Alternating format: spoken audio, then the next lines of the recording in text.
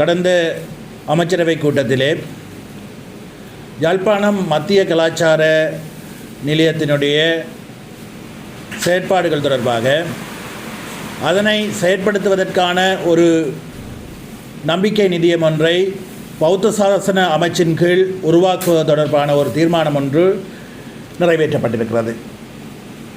இது தொடர்பாக நேற்றைய தினம் யாழ் மாநகர சபையிலே இடம்பெற்ற கூட்டத்திலே ஈழமக்கள் ஜனநாயக கட்சியின் உறுப்பினரும் எங்களுடைய முன்னாள் யாழ் மாநகர முதல்வருமான கௌரவ ஜோகேஸ்வரி பத்மராஜா அவர்கள் தன்னுடைய பிரேரணை ஒன்றை சமர்ப்பித்து அந்த பிரேரணை கூட ஏகமனதாக நிறைவேற்றப்பட்டிருக்கிறது.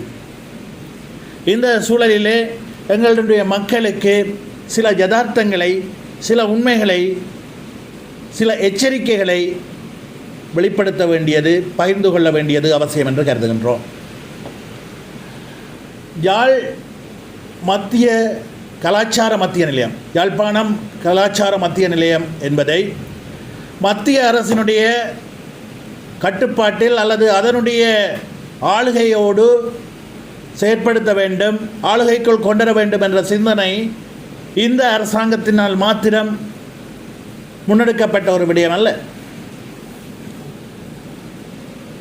எங்களுடைய செயலாளர் நாயகம் தோழர் டக்ளஸ் தேவானந்தா அவர்களுடைய வேண்டுகோளுக்கு அமைய இந்தியாவினால் இந்திய மத்திய கலாச்சார நிலையம் உருவாக்கி தரப்பட்டுள்ளது. தமிழ் மக்களுடைய, எங்களுடைய மக்களுடைய கலாச்சார விழுமியங்களை, தனித்துவங்களை பாதுகாத்து வளர்த்தெடுக்கும் நோக்கிலே தமிழ் மக்களுடைய தனித்துவ அடையாளமாக இருக்கக்கூடிய யாழ்ப்பாணத்தினுடைய அடையாளங்களை, தனித்துவங்களை பாதுகாத்து முன்னேற்றும் நோக்கிலே இந்திய அரசாங்கத்தினால் நவீன தொழில்நுட்ப வசதிகளோடு உருவாக்கி தரப்பட்டுள்ள இந்த யாழ் மத்திய கலாச்சார நிலையத்தினுடைய செயற்பாடுகள் ஆரம்பத்திலே தீர்மானிக்கப்பட்டது போன்று யாழ் மாநகர சபையின் ஆளுகைக்குள் இருப்பது தவிர்க்கப்பட வேண்டும் என்ற ஒரு உள்நோக்கத்துடன் கடந்த கால அரசாங்கங்களும் பல்வேறு முயற்சிகளை மேற்கொண்டிருக்கின்றன. மத்திய அரசாங்கத்தின் கொண்டு வருவதற்கான முயற்சிகளை மேற்கொண்டிருக்கின்றன. அதிர்ஷ்டவசமாக அந்த காலகட்டங்களிலே எங்களுடைய செயலாளர் நாயகம் அமைச்சரவையில் ஓர் அங்கமாக, அரசாங்கத்தின் ஒரு பங்காளராக இருந்தமையினால் அவ்வாறான முயற்சிகளை மிகவும் தந்திரோபாயமாக, லாபகமாக கையாண்டு அந்த முயற்சிகளை தடுத்து நிறுத்தி இருந்தார்.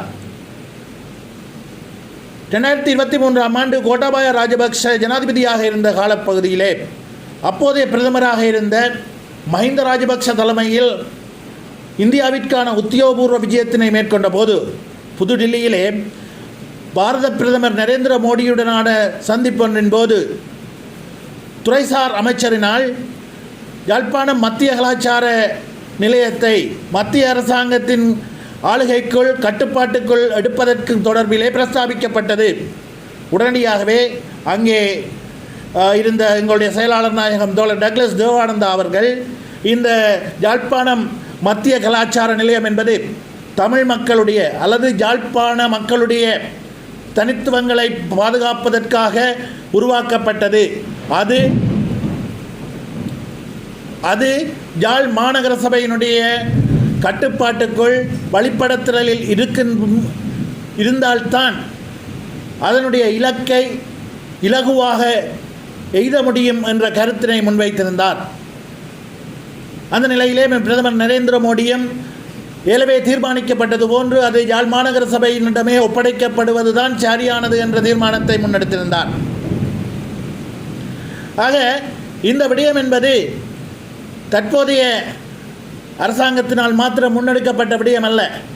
அந்த அடிப்படையிலே பார்க்கின்ற பொழுது தற்போதைய அரசாங்கத்திலே தமிழ் மக்களுடைய உணர்வுகளை புரிந்து கொண்ட, தமிழ் மக்களுடைய இருப்பையும் அவர்களுடைய கலாச்சார பண்பாட்டு விழுமியங்களையும் பாதுகாக்க வேண்டும் என்பதிலே ஆர்ப்பார்த்தமான ஒரு பற்றுறுதியற்றவர்கள் இந்த அரசாங்கத்திலே பங்காளர்களாக அல்லது எங்களுடைய மக்களின் பிரதிநிதியாக இருக்கின்ற துரதிர்ஷ்டம்தான் இவ்வாறான நிலைமைகள் ஏற்படுவதற்கு காரணம் என்ற உண்மையை நாங்கள் புரிந்து கொள்ள வேண்டும்.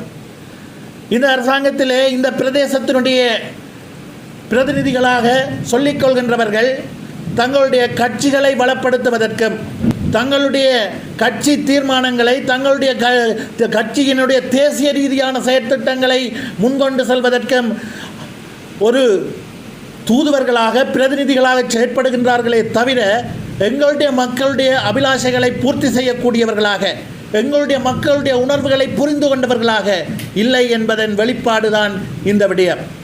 ஆக எங்களுடைய மக்கள் ஒரு விடயத்தை புரிந்து கொள்ள வேண்டும். இந்த நாட்டிலே ஆட்சி அதிகாரத்துக்கு வருகின்றவர்கள் யாராக இருந்தாலும் அந்த ஆட்சி அதிகாரத்துக்கு வருகின்றவர்கள் எல்லோருமே ஒரே குட்டையில் ஊறிய மட்டைகள் தான். ஆனால் எங்களுடைய பிரதேசத்திலிருந்து செல்கின்றவர்கள் எங்களுடைய மக்களின் பிரதிநிதிகளாக தங்களை பிரதிநிதித்துவப்படுத்திக் கொள்கின்றவர்கள் எங்களுடைய உணர்வுகளை பிரதிபலிப்பவர்களாக எங்களுடைய மக்களுடைய இருப்பையும் எதிர்காலத்தையும் ஆத்மார்த்தமாக சிந்திப்பவர்களாக இருக்க வேண்டும். அவ்வாறு இல்லாமல் தவறான முடிவுகளை தொடர்ந்து எங்களுடைய மக்கள் எடுப்பார்களாக இருந்தால் இவ்வாறு எங்களுடைய இருப்பு தமிழர்களுடைய எதிர்காலம் ஒரு கருவறுப்புவதற்கான சிந்தனைகள் ஒரு நாசுக்கான முறையில் முன்னெடுக்கப்படுவதை தவிர்க்க முடியாது போகும் என்ற ஒரு யதார்த்தத்தை எங்களுடைய மக்கள் புரிந்து கொள்ள வேண்டும் என்பதை இந்த சந்தர்ப்பத்திலே நாங்கள் தெளிவுபடுத்துகின்றோம். அதன் வெளிப்பாடாகத்தான் இந்த கலாச்சார மத்திய நிலையம் தொடர்பான இந்த தீர்மானம் வெளியாகி இருக்கிறது. இந்த நாட்டிலே இடம்பெற்ற யுத்தம் காரணமாக உயிரிழந்த மக்களை நினைவு கூறும் வகையில் முன்னெடுக்கப்படுகின்ற நிகழ்வுகளில் பங்கேற்று அவ்வாறு பாதிக்கப்பட்ட மக்களுக்கு அஞ்சலிகளை செலுத்த வேண்டும் என்பது எங்களுடைய செயலாளர் நாயகத்தினால் அனைத்து உள்ளூராட்சி மன்ற உறுப்பினர்களுக்கும் ஆலோசனையாக வழங்கப்பட்டிருக்கின்றது. அதேபோன்று இந்த நாட்டிலே இடம்பெற்ற யுத்தம் காரணமாக உயிரிழந்த அனைவரும் நினைவு கூறப்பட வேண்டியவர்கள். அதற்கான ஒரு பொது நினைவு நாள் ஒன்று நிர்ணயிக்கப்பட்டு அந்த நாளிலே அனைவருக்குமான நினைவு நிகழ்வுகள் நடத்தப்பட வேண்டும் என்பதை ஒரு தனிநபர் பிரேரணையாக நாடாளுமன்றத்திலே கொண்டு வந்தவர் எங்களுடைய செயலாளர் நாயகம். இவ்வாறான சூழலிலே தான் 2009ஆம் ஆண்டு இறுதி யுத்த காலத்திலே பல்லாயிரக்கணக்கான நமது மக்கள் முள்ளிவாய்க்கால் பகுதியிலே உயிரிழந்திருக்கின்றார்கள். அவ்வாறு உயிரிழந்த அனைவரும் நினைவு கூறப்பட வேண்டியவர்கள். உறவுகளை இழந்த உறவுகள் தங்களுடைய உறவுகளை எண்ணி நினைவுகள் மேற்கொள்ளப்படுவது அவர்களுடைய உரிமை. அதே வேளையிலே இறுதி யுத்தத்தின் போது யுத்த குற்ற மீறல்கள் நடைபெற்றிருக்கின்றன. அந்த யுத்த குற்ற மீறல்கள் காரணமாகவே பல்லாயிரக்கணக்கான எமது மக்கள் உயிரிழந்திருக்கின்றார்கள் என்பதை பல்வேறு சர்வதேச விசாரணை அறிக்கைகளும் வெளிப்படுத்தி இருக்கின்றன.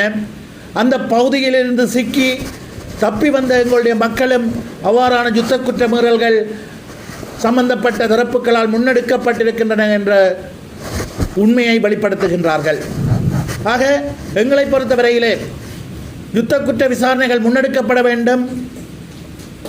அந்த யுத்த குற்றத்திலே ஈடுபட்ட தரப்புகள் அனைத்தும் விசாரணைக்குட்படுத்தப்பட வேண்டும். குற்றவாளிகள் நீதிமன்றத்திலே ஏற்றப்பட வேண்டும். மக்களுக்கு நீதி வழங்கப்பட வேண்டும் என்பதிலும் நாங்கள் உறுதியாக இருக்கின்றோம். ஆனால் தற்போதைய சூழலிலே அந்த நிலைப்பாடுகளை வைத்து அரசியல் செய்ய விரும்புகின்றவர்கள் இவ்வாறான சூழலிலே எங்களுடைய மக்களுக்கு ஒரு கௌரவமான அரசியல் தீர்வை நோக்கி முன்னெடுக்கின்ற செயற்பாடுகளுக்கு குந்தகத்தை ஏற்படுத்தும் வகையில் அதற்கு தடையாக இருக்கும் வகையில் சொல்லாடல்களை பயன்படுத்தி கருத்துக்களை வெளிப்படுத்தி அரசியல் நோக்கங்களுக்காக முன்னெடுக்கப்படுகின்ற நினைவேந்தல் நிகழ்வுகளுக்கு எங்களுடைய மக்களுடைய அரசியல் அபிலாஷைகளை நிறைவேற்றுவதற்கு தேவையான தேசிய நல்லிணக்கத்தை வலுப்படுத்துவதற்கு இடையூறை ஏற்படுத்தக்கூடிய சொல்லாடல்களை அரசியல் நோக்கங்களுக்காக பயன்படுத்தி முன்னிலைப்படுத்தி முன்னெடுக்கப்படுகின்ற நினைவேந்தல் நிகழ்வுகளில் நாங்கள் கலந்து கொண்டு மிகவும் கீழ்த்தரமான அரசியல் நிகழ்வுகளை செய்ய விரும்பவில்லை. அவ்வாறான அரசியலில் ஈடுபட வேண்டிய எந்த விதமான தேவையும் ஈழமக்கள் ஜனநாயக கட்சிக்கு இருந்ததில்லை. அவ்வாறான கீழ்த்தரமான அரசியலிலே நாங்கள் ஈடுபடப் போவதும் இல்லை என்பதை நாங்கள் ஒரு பொறுப்பு வாய்ந்த கட்சி என்ற வகையிலே தெரிவித்துக் கொள்ள விரும்புகின்றோம்.